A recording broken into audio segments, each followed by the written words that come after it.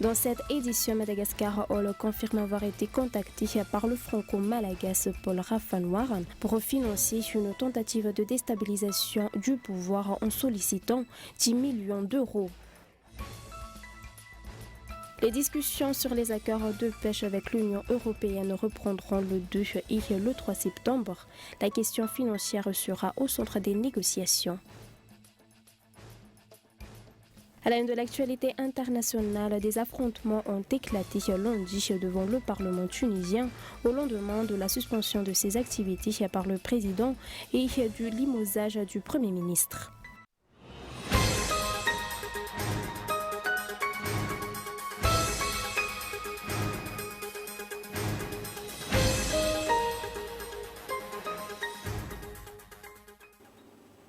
Soyez les bienvenus si vous nous rejoignez dans cette nouvelle édition du journal télévisé sur Cool TV.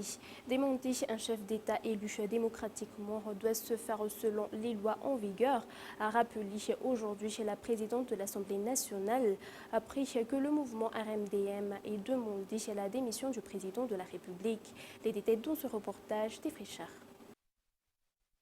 Le mouvement d'opposition RMDM ou Route Benipanoua Jawani Démocratie et Madagascar a réclamé la démission du président de la République lors de son congrès national le 23 et 24 juillet.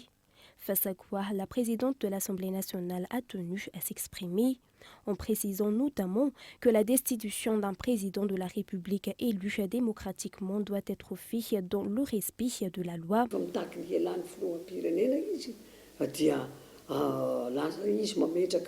S'ils demandent la démission du président de la République, ils doivent déposer une réclamation auprès de la HCC qui va se charger de leur répondre. Comme tous les chefs d'État, le nôtre est élu de manière démocratique. Le RMDM doit donc se conformer au processus démocratique en passant par les urnes. La liberté d'expression fait partie des principes inaliénables de la démocratie. Néanmoins, la présidente de la Chambre basse a tenu à préciser à l'ensemble des députés le cadre de cette liberté dans un rappel à l'ordre. Le pourquoi de ce rappel, c'est pour que les députés suivent les directives de la Constitution et du règlement intérieur de l'Assemblée nationale lorsqu'ils veulent s'adresser à leurs électeurs. Il y a par exemple une demande d'autorisation avec toute l'organisation qui s'ensuit, la manière de s'exprimer et d'exposer le bilan des actions. Il est nécessaire de suivre le règlement intérieur. En plus de la démission du président de la République, le mouvement de l'opposition RMDM a également réclamé la modification de la Constitution et le passage à la 5e République. Et comme il a été annoncé dans les titres, Madagascar Hall confirme avoir été contacté par le franco-malagasy Paul Rafanoir pour financer une tentative de déstabilisation du pouvoir en sollicitant 10 millions d'euros. Toujours dans la même optique des déclarations sur le projet d'assassinat du président de la République, le ministre de la Défense nationale affirme avoir raffermi les mesures pour protéger ce dernier et veiller à sauvegarder la souveraineté nationale. Plus de détails dans ce reportage. Le président directeur général de Benchmark, qui est basé à Singapour, a effectivement reçu un email de M.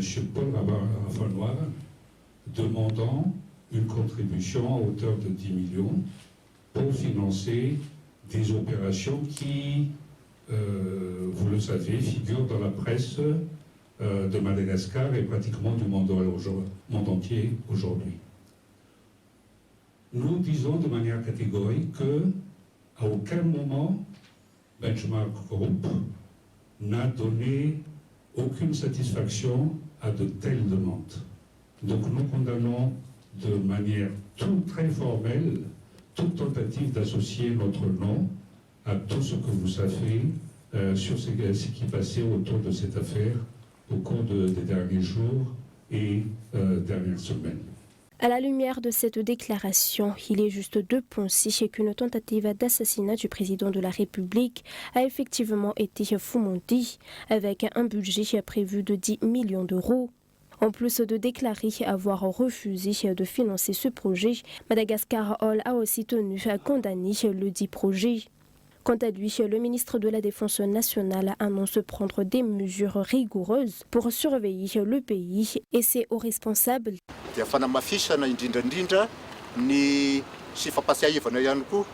Tous les éléments qui se tiennent près de moi ont reçu pour ordre de trouver tous les moyens nécessaires pour préserver la souveraineté nationale et la stabilité du pays, mais aussi pour protéger le président de la République, parce que ce qui s'est passé est inacceptable.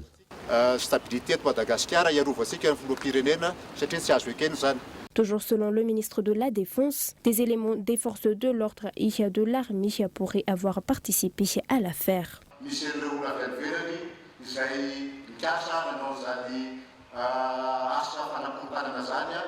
Des individus venus de l'étranger ont projeté de déstabiliser le pays et nous pensons que des Malagasy pourraient être impliqués, dont des membres des forces de l'ordre et de l'armée.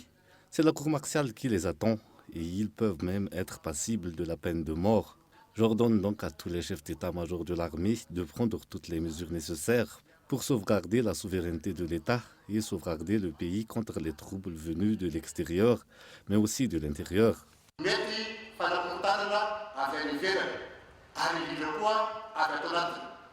Ces déclarations ont été faites ce matin. On s'attend donc à des dispositions qui impliquent l'armée de terre, les forces aériennes et la marine. Un tout autre sujet, la grève du personnel administratif et technique de l'université de Fianarantsoa s'intensifie. Outre les manifestations d'usage, le président du syndicat a été limogé pour incompétence. Plus de précisions avec Henri Florian. Des manifestations ont eu lieu ce jour à l'université de Fianarantsoa, alors que le délai de 72 heures imposé par les grévistes pour répondre à toutes leurs réclamations touche à son terme hier. Ces réclamations ont été exposées depuis plusieurs mois par le personnel administratif et financier de l'université et concernant notamment les indemnités retirées par l'État. Ces manifestations ont été suivies de la destitution du président du syndicat et à l'élection du nouveau.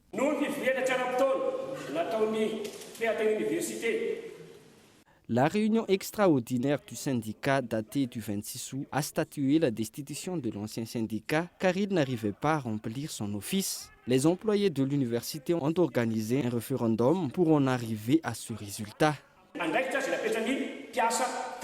Par ailleurs, les grévistes ont annoncé l'intensification de leurs manifestations afin de faire parvenir leurs réclamations aux hautes instances de l'université et des autorités. Les discussions sur les accords de pêche avec l'Union européenne reprendront le 2 et le 3 septembre. La question financière sera au centre des négociations, tandis que les diverses conditions et protocoles ont pratiquement déjà été révisés au dire du directeur général de la pêche du ministère de l'Agriculture, de l'Élevage et de la Pêche. Plus de précisions dans ce reportage d'Ifrichard. 3 rencontres ont déjà eu lieu entre les autorités malgaches et l'Union européenne dans le cadre des accords de pêche depuis décembre 2018. Les décisions à venir et qui devraient se terminer en septembre se concentreront surtout sur les conditions financières des activités de pêche que l'Union européenne souhaite mener dans les eaux malagasy.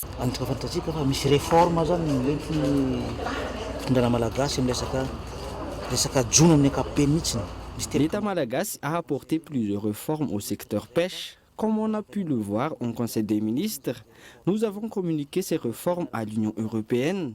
À l'heure actuelle, nous avons une idée précise des textes sur les accords et les protocoles qui régissent la pêche. Les discussions de septembre aborderont la très grande question des finances. Actuellement, les réformes pour améliorer les redevances sont déjà bien établies.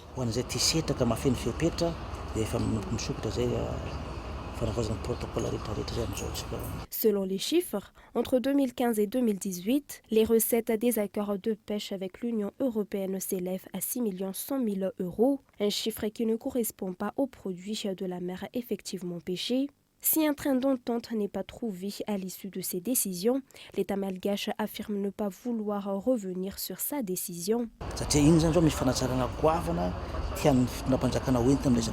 L'État veut apporter d'importantes améliorations au secteur de la pêche. Cela n'impacte pas uniquement l'Union européenne, mais également les exploitants malagasy qui jouissent d'un autre régime. Les accords devraient être bouclés cette année si on arrive à se mettre d'accord. La pêche accuse une production annuelle de 750 millions de dollars, soit 7% du PIB national, et une contribution de 6,6% des exportations de la Grande Île. Et avant de passer à l'actualité internationale, une aide de 7,5 millions de dollars de la part du gouvernement américain vient soutenir la lutte contre le Kéri dans le sud. Ce financement soutiendra les actions d'Andra Dampani et les actions contre la famine dans l'Atsimo, Andjé, Fanalanjoy et Anos. 100 000 personnes bénéficieront directement de ce nouveau financement. Plus de détails dans ce reportage de Gaëtan Anjetslav. La sécheresse sévit dans le sud depuis plus de 8 ans à cause de la rareté des pluies et cette année fait partie des plus rudes. Le Tiokamin, un vent qui soulève le sable et la poussière, y met à mal les cultures. Face à cette situation, une aide financière de 7,5 millions de dollars a été débloquée par le gouvernement américain. Un mois seulement après l'annonce d'une aide de 40 millions de dollars et 7 mois après le début des nouveaux projets d'une valeur de 100 millions de dollars. Certaines personnes se demandent où va tout cet argent. Je suis ici pour vous dire que cet argent va aider à garder des gens en vie. Avec le financement que nous annonçons aujourd'hui, nos projets fourniront des vivres, d'eau potable et de soins de santé à 46 000 personnes supplémentaires. Nous allons soigner 13 000 enfants souffrant de malnutrition et 41 000 agriculteurs recevront des semences et d'autres appuis, avec l'espoir que la prochaine saison culturelle sera meilleure. Cette aide financière vient en soutien aux organisations humanitaires en action dans le sud, dans l'Andra, à Ampani, et action contre la famine dans les régions Atsimo, Andjefan, Andjoui et Anos. Actuellement, 1,1 million de personnes sont victimes d'insécurité alimentaire dans le sud, un chiffre qui ne pourrait qu'augmenter. De plus, 14 000 personnes sont au bord de la famine. On prévoit également une mauvaise récolte à venir, ce qui ne fera qu'empirer la situation pour l'année 2022. Malheureusement, tout cet argent que nous avons consacré à l'urgence ne suffit pas pour nourrir et soigner tous ceux qui ont besoin. Le Programme alimentaire mondial a averti que 1,14 million de personnes souffrant d'insécurité alimentaire et que 400 000 personnes risquent de souffrir de la famine. Certains donateurs ont récemment annoncé des contributions. C'est très bien, mais nous avons besoin davantage d'aide pour répondre à l'énorme besoin existant. Parallèlement à son aide financière, l'USAID a lancé un appel à coopération néanmoins entre l'État malgache et l'ensemble de ses partenaires. Pour rappel, le gouvernement des États-Unis, à travers l'USAID, est le plus important contributeur financier dans la partie sud de la Grande Île depuis 2015. Et à la une de l'actualité internationale ce soir, des affrontements ont éclaté lundi devant le Parlement tunisien au lendemain de la suspension de ses activités par le président et de limogeage du Premier ministre. L'armée s'est également déployée dans le palais du gouvernement selon des fonctionnaires. Les détails sur les images de France 24. Depuis ses voitures, le président du Parlement et quelques députés de son parti Ennahda mènent un sit-in. Dimanche, le chef de l'État a gelé les activités de l'Assemblée pour 30 jours. L'armée bloque désormais l'accès au bâtiment. Devant l'entrée, la police tente de maintenir à bonne distance les partisans des deux camps. Les décisions du président Kais Saied ne sont pas correctes. Elles sont inconstitutionnelles et nous ramènent en 1954. Voir le Parlement bloqué par des tanks, c'est vraiment une honte. Le président tunisien a aussi limogé son Premier ministre. Les militaires ont été déployés dans le palais gouvernemental pour empêcher les employés d'y entrer. La veille, malgré le couvre-feu, les partisans du président Kais Saied sont descendus dans les rues de Tunis pour célébrer ces décisions. C'est la première fois de ma vie que j'entends un chef d'État prendre une décision correcte. On a retrouvé le contrôle de notre pays. Pour justifier ces mesures, le président a fait appel à l'article 80 de la Constitution, qui invoque un péril imminent menaçant les institutions de la nation et l'indépendance du pays. Alors que la Tunisie subit de plein fouet la pandémie de coronavirus, le pays est paralysé depuis 6 mois à cause d'un bras de fer entre le président tunisien et le chef du Parlement. Toujours dans l'actualité internationale, en France, l'Assemblée nationale française a approuvé dans la nuit de dimanche à lundi de manière définitive le projet de loi anti-Covid-19 qui étend le pass sanitaire controversé et oblige les soignants à se faire vacciner. Les détails sur les images de France 24. En déplacement au centre hospitalier de Tahiti, Emmanuel Macron appelle une nouvelle fois les Français à se faire vacciner et tacle les opposants au pass sanitaire. Que vaut votre liberté si vous me dites « je ne veux pas me faire vacciner » Mais si demain vous contaminez votre père, votre mère ou moi-même, je suis victime de votre liberté, alors que vous aviez la possibilité d'avoir quelque chose pour vous protéger et me protéger. Ça n'est pas ça la liberté. Ça s'appelle l'irresponsabilité. Ça s'appelle l'égoïsme. L'exécutif espère franchir ce lundi le cap des 40 millions de primo-vaccinés. Dans le même temps, à Paris, les parlementaires mettent fin à 6 jours d'âpres débats. Le projet de loi est adopté.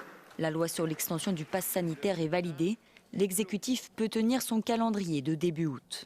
Belle soirée pour la démocratie, mauvaise pour le virus. Après 60 heures de débat, majorité et opposition ont su retrouver le chemin de l'unité pour lutter contre l'épidémie. Le pass sanitaire sera donc étendu aux cafés et restaurants, y compris en terrasse, mais aussi aux avions, aux trains et aux cars longue distance. Dans les établissements médicaux, il faudra également montrer patte blanche, sauf en cas d'urgence. Concernant les centres commerciaux, la décision reviendra au préfet. Le texte prévoit des sanctions pour les établissements qui ne contrôleraient pas le public, mise en demeure, puis fermeture administrative jusqu'à 7 jours. En cas de manquement à plus de 3 reprises, le gestionnaire encourt 1 an d'emprisonnement et 9 000 € d'amende.